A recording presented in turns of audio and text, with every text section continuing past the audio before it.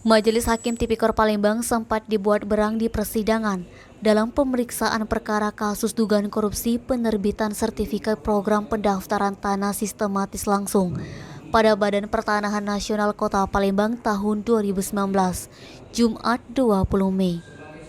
Hal itu dikarenakan tim penasihat hukum dua terdakwa Ahmad Zairil serta Yoke Norita dianggap oleh majelis hakim diketuai Mangapul Manaluk SHMH salah dalam menghadirkan saksi, yang mana dalam agendanya menghadirkan saksi meringankan. Namun justru di persidangan saksi tersebut tidak mengetahui pokok perkara yang menjerat dua terdakwa tersebut.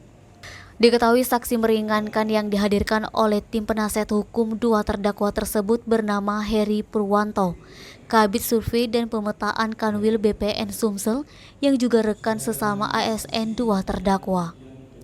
Di persidangan, saksi Heri Purwanto banyak menjelaskan tentang teori-teori dalam proses pembuatan sertifikat PTSL saja. Saat ditanya hakim anggota Salan Effendi apakah saksi Heri Purwanto mengetahui kenapa kedua terdakwa dihadirkan di dalam persidangan, yang dijawabnya tidak mengetahui. Untuk diketahui, dugaan kasus tersebut bermula saat Pemprov Sumsel memiliki aset berupa tanah di Jalan Haji Sulaiman Amin, Kelurahan Talang Kelapa, Kecamatan Alang-Alang Lebar, Palembang, di mana pada tahun 2004 di tanah aset Pemprov tersebut telah diterbitkan sertifikat nomor 01 garing tahun 2004 dengan status hak pakai atas nama pemerintah Provinsi Sumsel seluas 11.648 meter kubik. Bahkan tanah itu juga sudah dicatat dalam kartu inventaris barang milik Pemprov Sumsel.